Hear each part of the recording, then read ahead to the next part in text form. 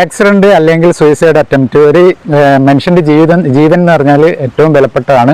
ആ ജീവൻ രക്ഷിക്കുക എന്ന് പറഞ്ഞാൽ വലിയൊരു കാര്യമാണ്. ഈ ആക്സിഡന്റോ അല്ലെങ്കിൽ സൂയിസൈഡ് അറ്റംപ്റ്റോ കൊണ്ട് ഡോക്ടറെ അടുത്ത് എത്തിക്കുക എന്ന് പറഞ്ഞാൽ അതൊരു വലിയൊരു കാര്യമാണ്. സ്വന്തം ജീവൻ പോലും ഉണ്ടോ ഇല്ലയോ പണയം വെക്കാൻ ബാക്കി ഉണ്ടെങ്കിലല്ലേ പണയം വെക്കാൻ പറ്റും. അങ്ങനെ ഒരു സ്വന്തം ജീവനും കൊണ്ട് ഓടുന്നൊരു വ്യക്തിയുണ്ട് നമ്മുടെ സ്വന്തം കണ്ണൂർ ജില്ലയിലെ പാലയോട്. സതീഷ് പാലയോട് എന്നാണ് അദ്ദേഹത്തിൻ്റെ പേര്.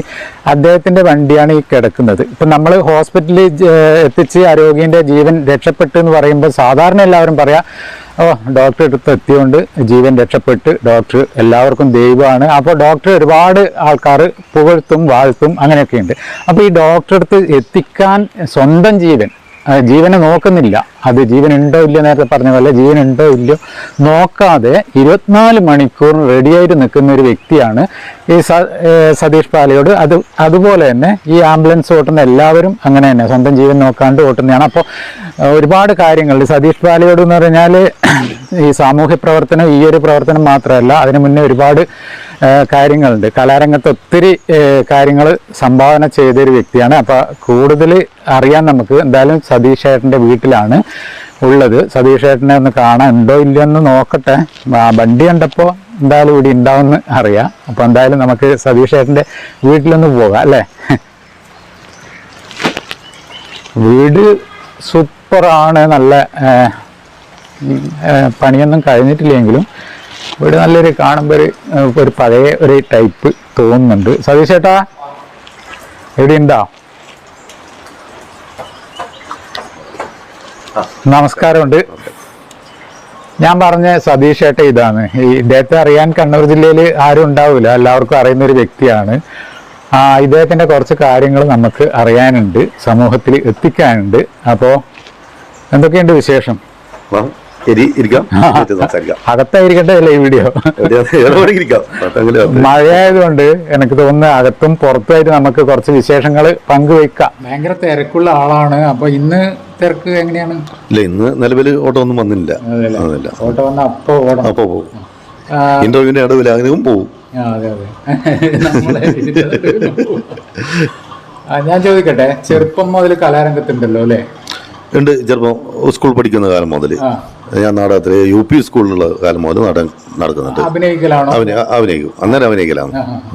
പിന്നെ അതിനുശേഷം പിന്നെ ഹൈസ്കൂള് കഴിയുന്നതോടുകൂടി ഈ കേരളോത്സവം ഉണ്ടെന്ന്. അപ്പൊ കേരളോത്സവത്തിൽ നമ്മളെ ഇന്നത്തെ സിനിമയിലെ സംവിധായകൻ സുരേന്ദ്രൻ കല്ലൂരാണ് അന്ന് സംവിധായകൻ. ഞാനും സിനിമയിൽ അഭിനയിക്കുന്ന ശിവദാസൻ, സതീഷ് കോതേരി. നമ്മള് സുരേന്ദ്രൻ കല്ലൂർ അന്ന് സംവിധായകനും ഞാൻ ശിവദാസ് മട്ടന്നൂര്, സതീഷ് കോതേരി, നമ്മളുള്ള ഒന്നിച്ചുള്ള ഒരു നാടകമായിരിക്കും സാധാരണ ചെയ്യുക.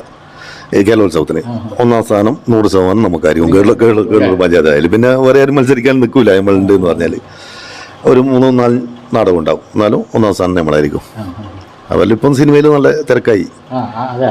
സിനിമയിലായി. പിന്നെ നിങ്ങൾ അതുപോലെ വിൽക്കലാമേള, അത് നിങ്ങളെ വിൽക്കലാമേള ഞാൻ 97 മുതൽ വിൽക്കലാമേള ചെയ്യാൻ തുടങ്ങി പ്രൊഫഷണലായിട്ട്. അന്നേരം ശിവദാസ് മട്ടന്നൂരും അതിൽ കോമഡിയനായിട്ട് ചെയ്യുന്നത് എൻ്റെ അതിനകത്ത്. എൻ്റെ കോമഡി ചെയ്യുന്നതാണ് ശിവദാസ് മട്ടന്നൂര്, സതീഷ് കോതേരി. ഈ രണ്ടാളാണ് കോമഡിയൻ. ഞാൻ കഥ പറയുന്നു. അങ്ങനെയാണ് ഈ വിൽക്കലാമേള 97 തുടങ്ങുന്നത്. അന്ന് ഓർഡിനറി വിൽക്കലാമേളയാണ്. പിന്നീട് അത് ഡ്രാമാറ്റിക് വിൽക്കലാമേളയായി. പിന്നീട് ഞാൻ മൾട്ടി വിഷ്വൽ എന്ന് പറഞ്ഞ ഒരു പുതിയൊരു മൂഡിലേക്ക് സിനിമയുടെ പ്രൊജക്ടർ വെച്ചിട്ട് ചെയ്യുന്നൊരു സാധനം ഞാനാണ് ചെയ്തത്. കണ്ണൂർ ജില്ല കേരളത്തിൽ തന്നെ ആദ്യത്തെ പേറ്റന്റ്. ആ പേര് മൾട്ടി വിഷ്വൽ എന്ന പേര് പോലും ഞാനാണ് ഡിക്ഷണറിയിൽ നോക്കി. കാരണം കുറെ പല തലത്തിൽ ചെയ്യുന്നതാണ് മൾട്ടി വിഷ്വൽ എന്ന് പറഞ്ഞാൽ പല വിഷ്വലിന്റെ മാർഗം. അത് ആദ്യമായി ചെയ്തത് ഞാനാണ്. ഇന്ന് പല ആളും ചെയ്യുന്നതിലും മൾട്ടി വിഷ്വൽ എന്നാണ് പേര്. പിന്നെ പാട്ട് അങ്ങനെ അല്ല, പാട്ടിൽ ഞാൻ എഴുതും. പാട്ട് എഴുതലുണ്ട്, കഥയും എല്ലാം എഴുതും. അതായത് നാടകത്തിന് വേണ്ടുന്ന കഥയും എഴുതും. നാടകം സംവിധാനം ചെയ്തു സംവിധാനമാണ് ഞാൻ. നാടകം മാത്രമല്ല, ഞാൻ ആൽബങ്ങൾ, അത് കടവാങ്കോട്ട് മാക്കം എന്ന് പറഞ്ഞൊരു ആൽബം വളരെ ഫേമസ് ആയിട്ട് ഞാൻ ചെയ്തതാണ്. CD ആണ്. അപ്പോൾ ഈ CD ഇത് പിന്നെ സെൻസർ ചെയ്യണം തിരുവനന്തപുരത്ത്.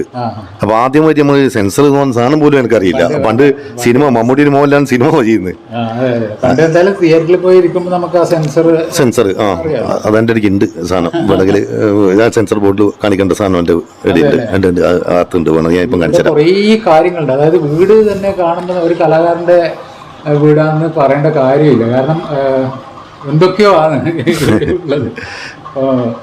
അപ്പൊ ഇത് പഴമയെ ഭയങ്കര ഇഷ്ടമാണ്. പഴമയെ ഇഷ്ടമായതുകൊണ്ട് ഈ വീടും ഇങ്ങനെ ചെയ്തു വെച്ചിട്ടുണ്ട്. അപ്പോ നിങ്ങൾ ആകാശവാണിയിൽ ഉണ്ടായിരുന്നു. ഞാൻ 2002 മുതൽ. ശരി, ആകാശവാണിയിൽ എന്തായിട്ടായിരുന്നു? ഡ്രാമ ആർട്ടിസ്റ്റ് ആയിട്ട് 2002 എന്നെ സെലക്ട് ചെയ്തു. അതിനുശേഷം കുറച്ചു കാലം അത് ഇടപെട്ടിട്ടേ ഉണ്ടാവും നാടകത്തിൽ. ഞാനത് വളരെ ഫേമസ് ആയ റേഡിയോ നാടകം നമ്മളെ ഒരു രാഘവ മാഷുണ്ട് വെള്ളച്ചാലിലെ, അയാളാണ് A ഗ്രേഡ് ആർട്ടിസ്റ്റ്, ഞാൻ B ഗ്രേഡാണ്. ആകാശവാണിയിൽ കുറേ നാടകങ്ങൾ, ഒരു 10-15 നാടകങ്ങളോളം ആകാശവാണി ചെയ്യുന്നത്, വളരെ പ്രശസ്തമായ ആളൊക്കെ ചെയ്തിട്ടുണ്ട്. അതാണ് രാഘവ മാഷ് അടക്കമുള്ള ആളെന്ന് വെച്ച്. അതിൽ പിന്നെ വോയിസേ വേണ്ടു, ആളെ ഫിഗറൊന്നും വിഷയമല്ലല്ലോ. നമ്മളിപ്പോ കുറേ മൈക്കുകൾ നിരത്തി വെച്ചിട്ടുണ്ടാവും, അത് നടക്കുന്നതാണ്. ഞങ്ങൾക്ക് 1-2 ബലാത്സംഗ സീനെല്ലാം ഉള്ളുണ്ട് നാടകത്തിൽ. അപ്പോൾ ഫീമെയിൽ അങ്ങേ മൂലക്കുന്നുണ്ടാവും കരയുന്നു, എന്നെ വിടൂ എന്ന് പറഞ്ഞത്. നമ്മളവിടുന്ന് അങ്ങനെ എന്നെ വിടൂല എന്നെല്ലാം പറഞ്ഞു. ഇത് വോയിസ് മാത്രമേ ഉണ്ടാവുക, അല്ലാണ്ട് ആളെ പിക്ചർ കാണൂലോ. പക്ഷെ അതെല്ലാം നല്ല സുഖമുള്ള പരിപാടിയാണ്. അഭിനയിക്കണം. ഭാവങ്ങൾ എല്ലാം മുഖത്തെല്ലാം വരുന്നുണ്ടാവും. പക്ഷെങ്കിൽ ഷൂട്ട് ചെയ്യുന്നില്ല. അപ്പൊ കേൾക്കുന്ന ശ്രോതാവിന് നല്ലൊരു ആസ്വാദകമുള്ള രീതിയിൽ കാര്യങ്ങൾ റേഡിയോ നാടകം കേട്ടിട്ടാണല്ലോ നമ്മള് തുടങ്ങിയ. പിന്നെ അതുപോലെ ഒരുപാട് സ്റ്റേജ് പ്രോഗ്രാം ഇപ്പം കേരളത്തിന് ഒരു വക ജില്ലയെല്ലാം പോയിട്ടുണ്ട്. കാസർഗോഡ്, കണ്ണൂർ, കോഴിക്കോട്, തിരുവനന്തപുരത്തോട്ട് അപൂർവമായിട്ടേ കിട്ടിയുള്ളൂ. ബാക്കി ഇങ്ങോട്ട് മലബാറിലാണ് മെയിനായിട്ട് ഞാൻ ചെയ്തോണ്ട് ഒരുപാട് സ്റ്റേജുകൾ ചെയ്തിട്ടുണ്ട്. ഈ കലാരംഗത്ത് എത്തുന്ന നമ്മളെ പാരമ്പര്യത്തിൽ എന്തായാലും ഒരാളെങ്കിലും ഉണ്ടാവും. അതായത് നമുക്ക് ഇങ്ങനെ ഈ കലാരംഗത്ത് ഇപ്പം ചെയ്യാനുള്ള ഒരു പ്രചോദനം അല്ലെങ്കിൽ അങ്ങനെ ഒരു പാരമ്പര്യത്തിൽ നിന്ന് ആർക്കാണ്? അതെ, അത് എൻ്റെ അച്ഛൻ ഒരു ഖാദികനായിരുന്നു, അറിയപ്പെടുന്ന പ്രശസ്തനായ ഒരു ഖാദികനാണ്. അച്ഛൻ സർക്കാർ സ്കൂളിലെ HMO ആയിരുന്നു, വയനാട് ജില്ലയിൽ. അച്ഛൻ്റെ പേര് ധർമ്മടം PR എന്ന് പറഞ്ഞിട്ടാണ് അച്ഛൻ കഥാപ്രസംഗം ചെയ്തിട്ടുള്ള വ്യക്തിയാണ്. നിരവധി ശൈലി എൻ്റെ ചെറുപ്പം മുതൽ കാണുന്നത് അച്ഛൻ്റെ കഥാപ്രസംഗം കണ്ടിട്ടാണ്. അപ്പൊ ഞാൻ ഈ വിൽക്കലാമേള എന്നുള്ള മൂളിലിറങ്ങിയത്, എനിക്ക് കഥ പറയാനറിയാം, നല്ല വോയിസാണ്, കാര്യങ്ങൾ ചെയ്യും, പക്ഷെ എനിക്ക് പാടാൻ കുറച്ച് ബുദ്ധിമുട്ടാണ്. അപ്പോൾ അന്നേരമാണ് ഈ വിൽക്കലാമേളയാകുമ്പോൾ ഈ കഥാപ്രസംഗം തന്നെയാണ് സാധനം വിൽക്കലാമേള.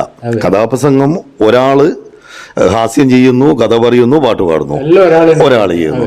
പക്ഷെ വിൽക്കലാമേളയിൽ കഥ പറയുന്ന ആള് കഥ പറയുന്നു, ഹാസ്യം ചെയ്യേണ്ട ആൾ വേറെ, പാടുന്ന ആൾ വേറെ, ഇൻസ്ട്രുമെന്റ്സ് വേറെ. അപ്പോൾ ആ ഒരു മേഖല ഞാൻ തിരഞ്ഞെടുത്തു.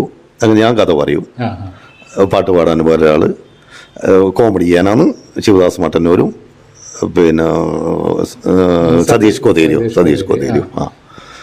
അങ്ങനെ ആയിട്ട് അപ്പോൾ അച്ഛൻ എടുത്ത കഥയാണ് ഞാൻ ആദ്യമായിട്ട് ഉപയോഗിച്ചത്.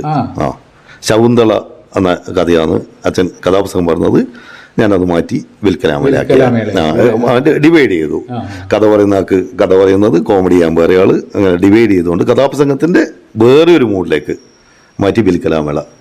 അത് ആദ്യം സാധാരണ വിൽക്കലാമേള ഒരു ബില്ല് വെച്ചിട്ട് മുട്ടെന്നുള്ള രീതിയിൽ, പിന്നെ അത് മാറിയിട്ടാണ് വിഷ്വൽ ഉള്ള രീതിയിലേക്ക് മാറിയിട്ട് ചെയ്തു. അതുപോലെ ഇപ്പം പാരമ്പര്യത്തിൽ വേറെ ആരാണ്? അതായത് നിങ്ങളുടെ സഹോദരന്മാർ അല്ലെങ്കിൽ സഹോദരി അങ്ങനെ ആയിരിക്കും? അങ്ങനെ എൻ്റെ ജ്യേഷ്ഠൻ നന്നായിട്ട് പാട്ട് പാടും. അവൻ തമ്പാനാണ്, വയനാട്ടിലാണ്, ഹെൽത്ത് ഡിപ്പാർട്ട്മെന്റിലാണ്. വയനാട് തന്നെ അവിടെ തന്നെ സെറ്റിലായിട്ടാണ് ഉള്ളത്. അദ്ദേഹം നന്നായിട്ട് പാട്ട് പാടും. പാട്ടിനെ പറ്റി മലയാള സിനിമകളിൽ എല്ലാ പാട്ടിനെ കുറിച്ച് ചോദിച്ചാലും അദ്ദേഹത്തിന് അറിവുണ്ട്. അപ്പൊ ഒരാള് ആക്ടിങ് ആണെങ്കിൽ അടുത്ത ആള് പാട്ട്. പിന്നെ മരുവോളൊരു മോനുണ്ട്, മരുവോള മോൻ പനയത്താമൻ പിള്ള. അദ്ദേഹം ഇപ്പൊ MBBS പഠിക്കുന്നുണ്ട്. ഉക്രൈനിലായിരുന്നു, ആണിപ്പം ജോർജിയയിലാണ് ഇപ്പം ചെയ്യുന്നത്. അദ്ദേഹം ഗിറ്റാർ വായിക്കും. അതുപോലെ ഈ ചിത്രം വര ഇനിയിപ്പോ എല്ലാം കൂടി നടക്കണല്ലോ, ചിത്രം വര ആരെങ്കിലും മരുമകളുണ്ട്, ലസി ചിത്രം എല്ലാം വരും. പിന്നെ ഏട്ടൻ വയനാട് ചിത്രകല പഠിച്ചതാണ്, കണ്ണൂർ ശശികല ആർട്സ്. എല്ലാ കലാകാരന്മാരും നന്നായിട്ട് പ്രസംഗിക്കുന്ന ഒരുത്തുണ്ട്, ഒരു മരുവനുണ്ട്, സനീഷ് എന്ന് പറഞ്ഞിട്ട് കീഴല്ലൂരാണ്. അയാൾ ഒരു DYFന്റെ പാർട്ടി ലെവലിൽ ബ്ലോക്ക് സെക്രട്ടറിയിലായിട്ട് അങ്ങനെ എല്ലാം പോകുന്നുണ്ട്. എപ്പോൾ വിളി വരുമെന്ന് അറിയില്ല, എന്നാലും കുറച്ച് കാര്യം കൂടി അറിയാനുണ്ട്. ഈ ആംബുലൻസ് ഇതിലോട്ട് വന്നത് എങ്ങനെയാണ്? ഇത് ഞാൻ ജീവകാരുണ്യ പ്രവർത്തനം കൈരളി ചാരിറ്റബിൾ ട്രസ്റ്റ് എന്ന് പറഞ്ഞിട്ട് മട്ടന്നൂരിൽ ഒരു ചാരിറ്റബിൾ ട്രസ്റ്റ് ഉണ്ട്, ട്രസ്റ്റ് മെമ്പർ ഞാൻ. അപ്പോൾ അതൊരു ആംബുലൻസ് വാങ്ങി. അപ്പോൾ ആംബുലൻസിൽ ഡ്രൈവർ തീരെ നിലവാരമില്ലാത്ത അവസ്ഥ വന്നു. അപ്പോൾ ട്രസ്റ്റ് മെമ്പർ എന്ന നിലയിൽ ഞാനാണ് അതിൻ്റെ അകത്ത് ഡ്രൈവർ ഉള്ള അവസ്ഥ. അപ്പോൾ എന്നിലേക്ക് ഈ സാധനം വരുന്നു 2010. 14 വർഷമായി. 2010 അങ്ങനെ ഞാനൊരു 5-8 വർഷം അത് മുന്നോട്ട് പോയി. 2016 സ്വന്തമായിട്ട് ആംബുലൻസ് ഞാൻ ഒന്ന് വാങ്ങി. അതാണ് ജസ്റ്റ് എന്ന് പറഞ്ഞിട്ടുള്ളത്. എല്ലാ ഡ്രൈവർമാർക്കും ഈ ആംബുലൻസ് എടുക്കാനുള്ള ആ ഒരു ഇതുണ്ട്, അല്ലെങ്കിൽ അതിൻ്റെ ഫോർമാലിറ്റീസ് വേറെ എന്തെങ്കിലും ഉണ്ടോ? അതായത് സാധാരണക്കാർക്ക് ഇത് അറിയണമെന്നില്ല ഈ എങ്ങനെയാണ് ഈ ആംബുലൻസ് എടുക്കേണ്ടത്, അല്ലെങ്കിൽ ഇതിൻ്റെ ഒരു റൂൾസ് ഒന്നും അറിയണമെന്നില്ല, അങ്ങനെ എന്തെങ്കിലും ഫോർമാലിറ്റീസ്? ഇല്ല, ഫോർമാലിറ്റി ഒന്നുമില്ല. ഒരു നിയമപരമായിട്ട് ഇല്ല ഒന്നുമില്ല. സേവന സന്നദ്ധത അതാണ് എല്ലാ ലൈസൻസിനും എടുക്കാൻ പറ്റും. താല്പര്യം അത് തന്നെ സേവന സന്നദ്ധത ഉണ്ടാവണം. പിന്നെ ഫിസിക്കലി നമ്മൾ മെന്റലി കറ്റായിരിക്കണം. മെന്റലിയാണ്. ബ്ലഡ് കണ്ടാലൊന്നും ആളെല്ലാം തറഞ്ഞു മുറിഞ്ഞു പോയ കേസില്ല, എത്രയോ കേസ്. ഞാനിപ്പോൾ ഒരു ദിവസം എനിക്ക് വല്ലാണ്ട് തന്നെ ഒരു മറ്റേ മിക്സിംഗ് മെഷീൻ്റെ ഉള്ളിൽ കൈ കഴിഞ്ഞു പോയിട്ട് കംപ്ലീറ്റ് കട്ടിയിട്ട് വീടിനകത്ത് മറ്റേ ഈ പല്ലിൻ്റെ അകത്ത് നല്ല കുടുങ്ങുക. ഈ സ്ഥലം വരെ കൈ തകർന്ന് ഓരോ ഇഞ്ചിഞ്ചായിട്ട് പൊട്ടിയ ആളെല്ലാം വലിച്ചെടുക്കുമ്പോഴുള്ള ഒരു മാനസികാവസ്ഥ. ബാക്കി എല്ലാവരും കറ്റായിരിക്കും. മനോധൈര്യം ഉണ്ടാവണം അങ്ങനെയുള്ള കേസുകൾക്ക്. നമ്മുടെ നാട്ടിൽ കണ്ണൂർക്കാരന് അല്ല പുറത്തുള്ള ആളാ. അടുത്തുള്ള ഒരു വീട്ടിൽ നിന്നാണ് സംഭവം. മെഷീൻ പണി തീർന്നതിന് ശേഷം കഴുകലായിരുന്നു. അപ്പോൾ സ്റ്റാർട്ടിങ്ങിൽ വെച്ചിട്ടാ കഴുകുക, വണ്ടി ഇങ്ങനെ ഇത് മിസ്സിങ്. അപ്പോൾ കൈ അതിനകത്ത്.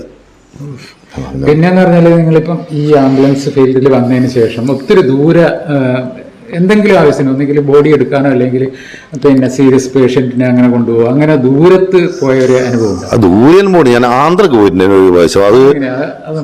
അത് അവർക്ക് സാമ്പത്തികമായിട്ട് തീരെ ഇല്ലാത്തൊരു പാർട്ടിയാണ്. കണ്ണൂരുകാരാണ്? അല്ലല്ല, ആന്ധ്രക്കുള്ള പാർട്ടിയാണ്. കണ്ണൂർ AK ഹോസ്പിറ്റലാണ് ആ ബോഡി ഉണ്ടായിരുന്നത്. ബോഡി എത്തിക്കണ്ടേ. അപ്പോൾ നമ്മൾ ഫ്രീസർ വാങ്ങാനുള്ള സൗകര്യം അവർക്കില്ല. ഫ്രീസർ അതിൻ്റെ അകത്ത് വെക്കണല്ലോ. അപ്പോൾ അതിന് അഡീഷണൽ 5000 രൂപ ചാർജ് വരും.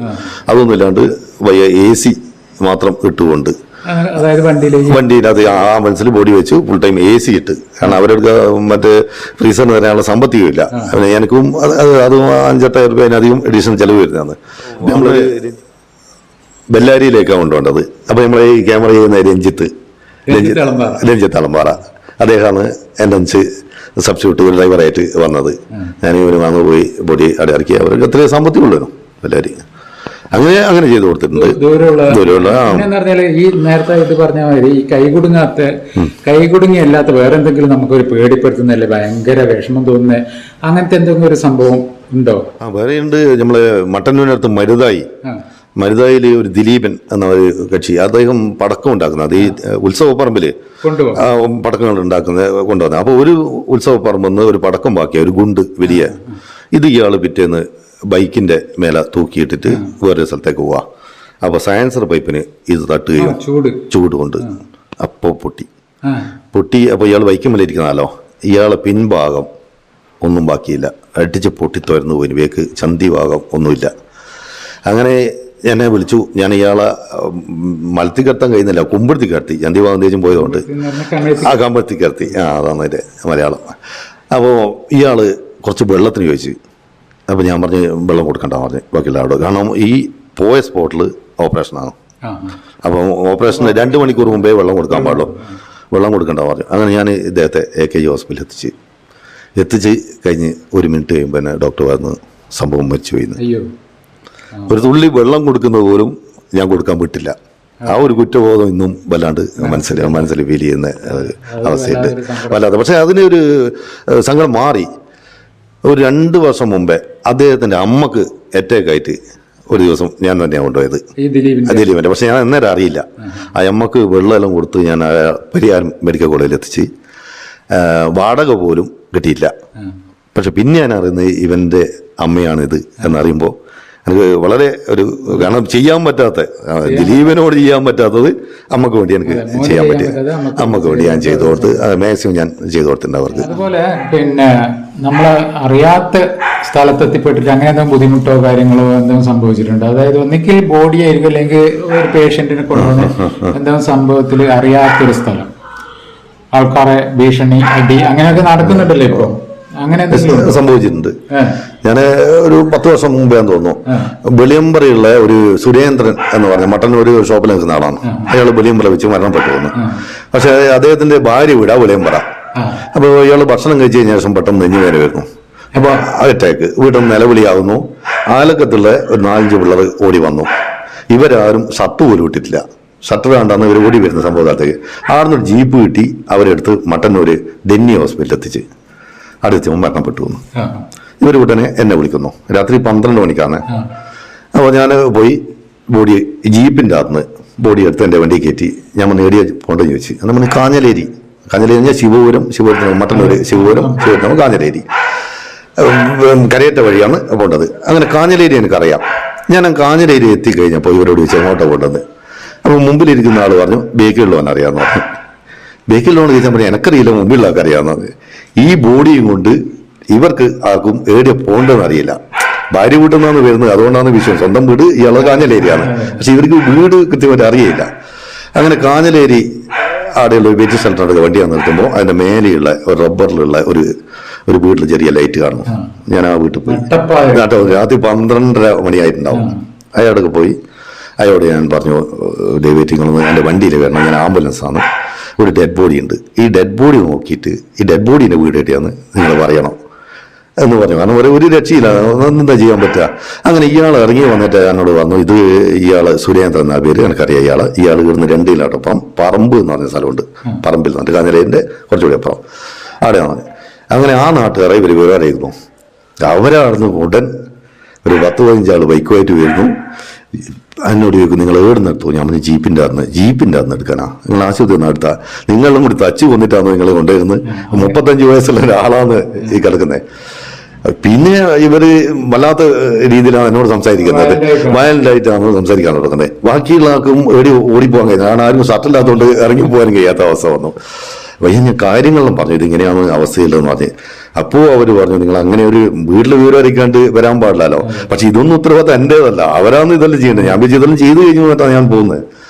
അന്ന് അല്ലാതെ അടി കിട്ടി എന്നുള്ളൊരു അവസ്ഥയെന്ന് ഞാൻ അതിലും ഇടപെട്ട് നമ്മളെ അവസ്ഥ മനസ്സിലാക്കി അവർക്ക്. കാരണം ഇത് പെട്ടെന്ന് കൂട്ടി വന്നതാണ് എന്നുള്ള ഒരു അവസ്ഥ മനസ്സിലാക്കിയിട്ട് ഒരടി നല്ല ഒഴിവായി കിട്ടിയ അവസ്ഥയിലുണ്ടായിട്ടുണ്ട്. അപ്പോൾ ഈ ഡെഡ് ബോഡിയെ കാട്ടിയിട്ട് ഡെഡ് ബോഡീന്റെ വീട് എവിടെയാന്ന് ചോദിക്കേണ്ട ഒരവസ്ഥ വന്നു രാത്രി. എന്തായാലും വലിയൊരു റിസ്ക്കാണ്, നല്ല റിസ്ക്കാണ്. എൻജോയ് ചെയ്യുന്നത്. പക്ഷെ അത് ഞാനൊരു പാഷനായിട്ട് എടുത്തു. കാരണം ഇതൊരു ഒരാളെ രക്ഷപ്പെടുത്തിയാൽ അതിനൊരു സംതൃപ്തി അതുള്ളതുകൊണ്ട് ഈ ഒരു വർക്ക്. സഹിച്ചേട്ടാ ഈ വീട് മുഴുവനും പഴയ സാധനങ്ങളാണല്ലോ നിറഞ്ഞിരിക്കുന്നത്. ഗ്രാമഫോണുണ്ട്, അതുപോലെ പഴയ ഐറ്റംസ്. അതെ, എനിക്ക് പഴയ സാധനത്തോട് വളരെ താല്പര്യമാണ്. ഈ വീട് മൊത്തം പഴയതാണ്. ഇതൊക്കെ പഴയതാണ്, എല്ലാം പഴയതാണ്. അത് പഴയത് വാങ്ങിയിട്ട് സെറ്റ് ചെയ്യുക. അതുപോലെ വാച്ച്, ക്ലോക്ക് ടൈം പീസ് ഉണ്ട്. അതുപോലെ എന്റെ വീട് മൊത്തത്തിൽ കാണുന്ന മുകളിലും താഴെയിലേക്ക് പഴയ ഐറ്റംസ്. ഇതെല്ലാം ആര് ചെയ്യുന്ന? പണിക്കാരെ കൊണ്ട് പണിക്കാർ ചെയ്യുക. ഓരോ സ്ഥലത്ത് പോകുമ്പോൾ പഴയ ആക്രിപ്പിടിയൊന്നും എല്ലാം പുതിയ ഐഡിയ ഒരു സാധനം കണ്ടാല് അത് വാങ്ങിയിട്ട് കുറച്ചുകൂടി അത് മോഡിഫൈ ചെയ്യും. അങ്ങനെ ആക്കലാന്ന് എനിക്ക് ഭയങ്കര താല്പര്യമുള്ള സാധനം. അതായി ഇപ്പൊ രഞ്ജിത്തിരിക്കുന്ന ആ സോഫ പോലും ഒരു പഴയതാണ്. ഒരു വീട്ടുകാരെ ഉപേക്ഷിച്ചപ്പോ ഞാൻ എടുത്തിട്ടുണ്ടായിരുന്നു ഇവിടെ. അയാള് കലാകാരന്മാർക്ക് അതാണ് ഇവിടെ വന്നാല് തന്നെ മനസ്സിലാവും ഒരു കലാകാരൻ തന്നെയാണ്. അതാണ് ഈ സാധാരണ കല്ല് കണ്ട കല്ലാണ്, പക്ഷെ അതിലൊരു ശില്പം കൊത്തലാണ് കലാകാരൻ ചെയ്യാ. അപ്പോഴാണ് രൂപങ്ങൾ ഇങ്ങനെ വരുന്നത്. അതെ അതെ അതെ. അതുപോലെ നിങ്ങൾക്ക് വേറെ എന്തെങ്കിലും ഇപ്പം നമുക്ക് പെട്ടെന്ന് ഹോസ്പിറ്റലിൽ എത്തിക്കണം എന്നുള്ള കേസ് നേരത്തെ പറഞ്ഞ് ബോംബ് പൊട്ടിയതെല്ലാം പറഞ്ഞു. അതുപോലെ പെണ്ണുങ്ങളെല്ലാം അതായത് പ്രസവ കേസിൽ ഇങ്ങനെയല്ല ഉള്ളത്. പ്രസവ കേസ് അതൊരു സംഭവം ഉണ്ടായിരുന്നു. 19-ലുള്ള ഒരു ഷൗക്കത്ത് അലി എന്ന് പറയാം, അദ്ദേഹത്തിന്റെ ഭാര്യ 2ാമത്തെ പ്രസവമാണ്.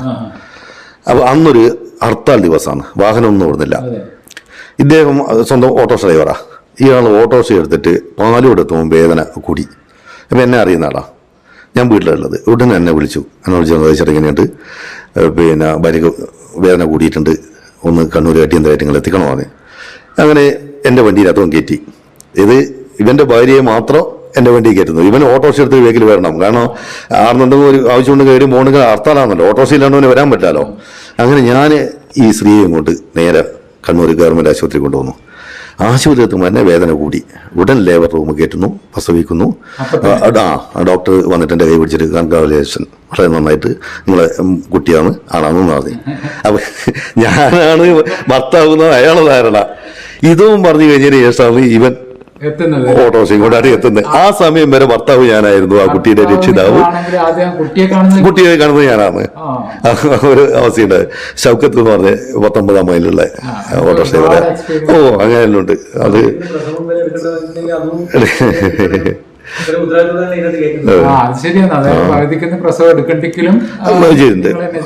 പ്രസവം ഞാൻ എടുത്തിട്ടുണ്ട്. പക്ഷെ അത് ജീപ്പിന്റെ അകത്ത്, അത് ആംബുലൻസിന്റെ അകത്തല്ല. അതൊരു 1986 ബേസാരിയുള്ള അതൊക്കെ മിലിറ്ററിക്കാണ് അവരിപ്പോൾ. ഇപ്പോൾ മിലിറ്ററിക്കാരനാണ്. സലാരിയാൽ ബേസാരിയുള്ള അവരങ്ങനെ പ്രസവിച്ചിട്ട് ഇങ്ങനെ പൊക്കിൽ കടി മുറിക്കാൻ വേണ്ടി ഞാൻ അവിടെ ഇങ്ങനെ എടുത്തിട്ട് ചാലക്കുടി ആശുപത്രി എഴുതാൻ ഡോക്ടർ മുറിച്ചിട്ട് അവിടെ നോക്കി കാലിൽ നോക്കി അയാളങ്ങ് പോയി.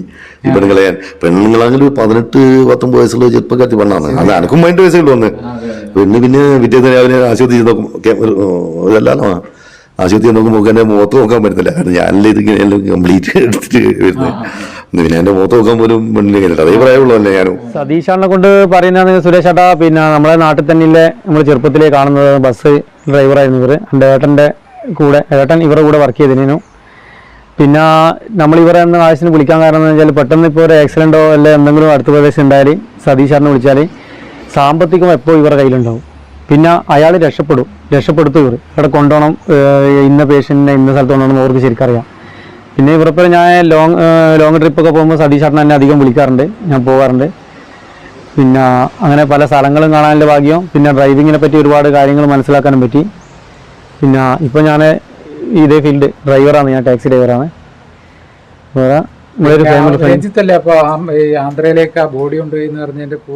അതെ ഞാനുണ്ടായിരുന്നു അന്ന്.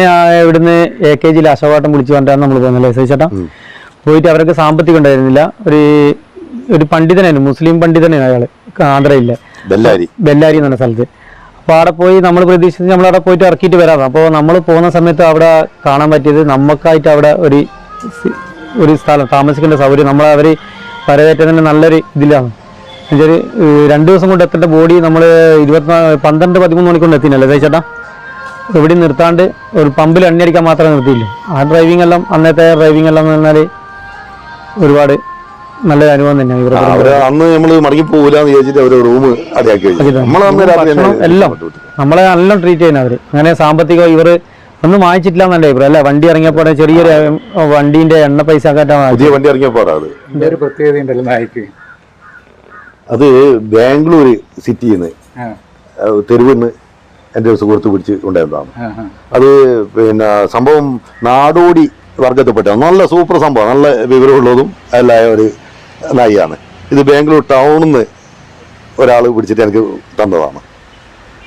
ആ കുട്ടിയായിരുന്നു ആ സമയത്ത് ചെറിയ കുട്ടി, ചെറിയ മുല കുടിക്കുന്ന കുട്ടീനെ പിടിച്ചിട്ട് ലോറിൻ്റെ അകത്ത് 3 എണ്ണം ഉണ്ടായിരുന്നു. 3 പീസ് എടുത്തുകൊണ്ടായിരുന്നു. അതിൽ ഒന്നിനെ അടുത്ത് ബാക്കി പിറ്റേന്ന് കൊണ്ടുപോയി ഒന്നിനെ പോയിട്ട്. പിന്നെ ഈ കാണുന്നതാണ് രഞ്ജിത്താണ് എന്നോട് പറഞ്ഞിരിക്കുന്നത്. സതീശേട്ടൻ്റെ ഒരുപാട് കാര്യങ്ങളുണ്ട്, അത് ജനങ്ങളിലേക്ക് എത്തിക്കണം തീർച്ചയായിട്ടും. അപ്പോൾ രഞ്ജിത്ത് എന്നെ കൂട്ടി വന്നു. രഞ്ജിത്ത് നമസ്കാരം. നമസ്കാരം. എന്താണ് സതീശേട്ടനെ കുറിച്ച്? സതീശാറിനെ കൊണ്ട് പറയുന്നതാണെങ്കിൽ നമ്മുടെ അടുത്ത പ്രദേശത്തിലെ എനിക്ക് ഏറ്റവും ഇഷ്ടപ്പെട്ട ഡ്രൈവറാണ്. ഞാനാദ്യം ഈ ഡ്രൈവർ ഫീൽഡ് വരാൻ തന്നെ സതീശാറിനൊപ്പം പോയിട്ട് ഓരോ രാത്രി എല്ലാവരുടെയും ട്രിപ്പെല്ലാം വിളിക്കും. അങ്ങനെ ഉറപ്പം രാത്രി ഞാൻ പോകും. അങ്ങനെയാണ് ഞാനും ഈ ഡ്രൈവർ ഫീൽഡിലേക്ക് വരാൻ കാരണം. പിന്നെ ഇവർ നടത്തുന്ന ഒപ്പരം ഗ്രൂപ്പിൻ്റെ അകത്ത് മെമ്പറാണ്. കുറേ ആൾക്കാരുണ്ട്, പ്രമുഖരായ ഇവരെ പോലെ തന്നെ പ്രമുഖരായ കുറച്ച് ആൾക്കാരും കൂടി ഉണ്ട് അതിനകത്ത്. സതീശേട്ടൻ ഇവിടെ ഏറ്റവും വലിയൊരു ട്യൂബ് കാണുന്നുണ്ട്. നമ്മൾ എനിക്ക് തോന്നുന്നു ഞാനൊന്നും കണ്ടിട്ടില്ല. ഇത് നീളം കൂടുതൽ അല്ലേ? നീളവും വണ്ണവും ഉണ്ട്. ഇത് UK ആണ്. ഇത് നിർമ്മാണം ഇന്ത്യൻ്റെ സാധനമല്ല അത്. ഇത് കോഴിക്കോട് ഒരു കോട്ടക്കാർക്ക് ഞാൻ സംഘടിപ്പിച്ചതാ. ഇത് സംഘടിപ്പിച്ചിട്ട് ഒരു 6 വർഷം. ഇത് ഇതിന് കുറെ കൊല്ലത്തെ പഴക്കമുണ്ടാവും. അതൊരു 10 അതിന്റെ ഒറിജിനൽ പറയുന്നുണ്ട്. ഇത് പിന്നെ എമർജൻസിന്റെ അകത്ത് പ്രത്യേകം സാധനം കയറ്റിയിട്ട് ചെയ്തതാണ്. ഫുൾ ടൈം കത്തുന്ന പോലെ ഇങ്ങനെയാകുന്ന ബൾബ് അതിന്റെ അകത്ത് ഫിക്സ് ചെയ്തതാണ്.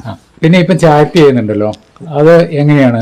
ചാറ്റ് ചെയ്യുന്ന ഇപ്പൊ ഞാൻ ഒപ്പരം വാട്സപ്പ് കൂട്ടായ്മ വന്നിട്ട് ഞാൻ അഡ്മിനായ ഒരു കൂട്ടായ്മയുണ്ട്. ആംബുലൻസ് ഫീൽഡും എല്ലായിട്ട് ബന്ധപ്പെട്ട് ആംബുലൻസിൽ പോകുന്ന എന്ത് അപകടം പോകുന്നതും ഉടൻ ഗ്രൂപ്പിലേക്ക് അറിയിക്കും. എല്ലാവരും അറിയുന്നവരുണ്ട്. ആ ഗ്രൂപ്പിന്റെ പശ്ചാത്തലത്തിൽ കുറെ ചാറ്റ് ചെയ്യുന്നുണ്ട്. ഒരു 50,000 വീതം എൻ്റെ നാട്ടിന് പരിസരത്തുള്ള ഏറ്റവും സീരിയസ് ആയുള്ള അവസ്ഥക്കെല്ലാം സീരിയസ് ആയതും അതുപോലെ പാവപ്പെട്ടവരാണെങ്കിൽ ഒരു 50,000 വരെ ഞാൻ ഗ്രൂപ്പ് മുഖാന്തരം പിരിച്ചിട്ട് ഞാൻ അപ്പോൾ ഇനിയിപ്പം നമ്മളെ സമൂഹത്തോട് എന്തോ പറയണ്ട, അതായത് ആംബുലൻസ് ഓട്ടുന്നത് ഇപ്പം നമ്മൾ ഇപ്പോഴും എന്ന് പറയുമ്പോൾ ആംബുലൻസ് വരുമ്പോൾ ബസ് അത് എല്ലാം സൈഡായിട്ട് നിൽക്കുന്നുണ്ട്. അത് വലിയൊരു ഉപകാരമാണ്. അതുപോലെ ഇപ്പം ജനങ്ങളോട് ഇപ്പം ഡ്രൈവറായാലും ബൈക്ക് യാത്രക്കാരെ കുട്ടികളൊക്കെ എന്ന് പറഞ്ഞാൽ ബൈക്ക് യാത്രയൊന്നും നിയന്ത്രണമില്ലാത്ത യാത്രയാണ് അല്ലേ?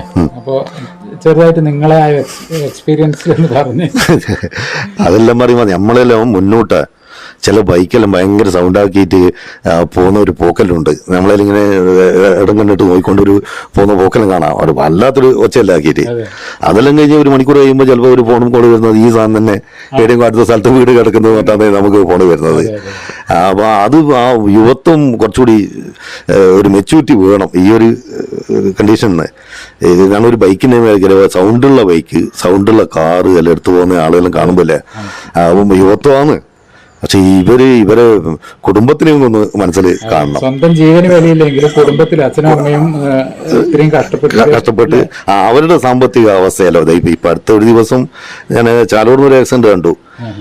2 ആള് അടിച്ച് ഒരു ബൈക്ക് കാറുമായിട്ട് അടിച്ചിട്ട് പൊങ്ങി പോയിട്ട് ഇങ്ങനെ ചളി ഉണ്ട് റോഡ് സൈഡിൽ. ആ ചളിയിൽ അത് വീണ്ടും തെരഞ്ഞിട്ട് ഞാനിവിടെ എത്തി നോക്കുമ്പോൾ എടുക്കുമ്പോൾ ഇത് ആക്സിഡന്റ് ആണോ അല്ലെങ്കിൽ ബിൽഡിങ് വീണിട്ട് ആയ അവസ്ഥയാണോ അല്ല, ഈ ചളിയെല്ലാം കാലിനെ പൊട്ടിയിട്ട് ഇങ്ങനെ അടന്നിട്ട് അതിൻ്റെ ഉള്ളിൽ ചളിയും കയറിയിട്ട് എത്രത്തോളം പ്രശ്നമുണ്ട്. ആ ചളി കഴുകാൻ തന്നെ ആശുപത്രിക്കാർ എത്രയോ മണിക്കൂർ മെനക്കാടണം. ചെറുപ്പക്കാരാണ്. സ്ഥലം പേര് ചാലോട് നിങ്ങളെ നാട്ടിനടുത്തുള്ളത് പോത്തൂർ ഉള്ള ഒരു പാർട്ടിയിലാണ്. അത് ഞാനന്ന് എടുത്തത് പോയത്. അത് ആ ചളിയെല്ലാം വീണിട്ട് വല്ലാത്ത ഒരു അവസ്ഥയായിരുന്നു കാണുമ്പോൾ തന്നെ. അപ്പൊ എല്ലാവരും ഒന്ന് ശ്രദ്ധിക്കുക, ചെറുപ്പക്കാര് കുറച്ചുകൂടി ശ്രദ്ധിക്കുക. അപകടം ഇപ്പൊ പറഞ്ഞാല് ഇതിപ്പോ ഞാൻ എയർപോർട്ട് റോഡാണ് നമ്മള് വല്ലാത്ത സ്പീഡിലാണ് വാഹനങ്ങൾ പോകുന്നത്. അപ്പോ യുവത്വം കുറച്ചുകൂടി ശ്രദ്ധിക്കണം. പിന്നെ ഒരുപാട് കാര്യങ്ങൾ സതീശേട്ടനെ പറ്റി ഇവർ ചെയ്യുന്ന കാര്യങ്ങളെ ഇത് പെട്ടെന്നായതുകൊണ്ട് കൂടുതലൊന്നും സംസാരിക്കാൻ പറ്റിയിട്ടില്ല. ഒരുപാട് കാര്യങ്ങളുണ്ട്.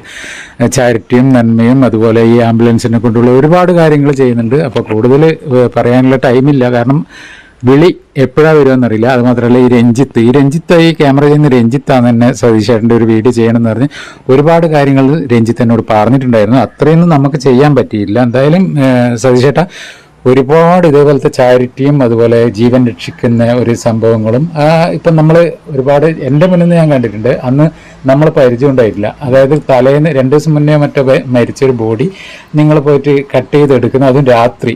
ഒരുപാട് ഉറുമ്പ് നിലത്തും മുകളിലും ഈ ബോഡിയിൽ മൊത്തം ഉറുമ്പ്. അപ്പൊ ആ ഉറുമ്പെല്ലാം നീക്കിയിട്ട് കട്ട് ചെയ്തെടുത്ത് ഒരുപാട് അനുഭവമുണ്ട്. എന്തായാലും ഇതേപോലെയുള്ള ഒരുപാട് ചാരിറ്റികളും ചെയ്യാനുള്ള അവസരം ഉണ്ടാകുന്നത്. ഇപ്പം തൽക്കാലം നിങ്ങൾക്ക് ബിസിയാണല്ലോ, നമുക്ക് ഈ വീഡിയോയുടെ നിർത്താമല്ലോ. ഓക്കെ. ഇതാണ് എൻ്റെ ജീവനും എൻ്റെ ജീവിതവും മറ്റുള്ളവരുടെ ജീവൻ രക്ഷിക്കുന്ന വാഹനം. അത് ശരിയതാ, ഒരു ഫോണ് വരുന്നുണ്ട്. ശരി, ഞാൻ പോയിക്കോട്ടെ. ഓക്കെ ശരി, ഞാൻ വരാം.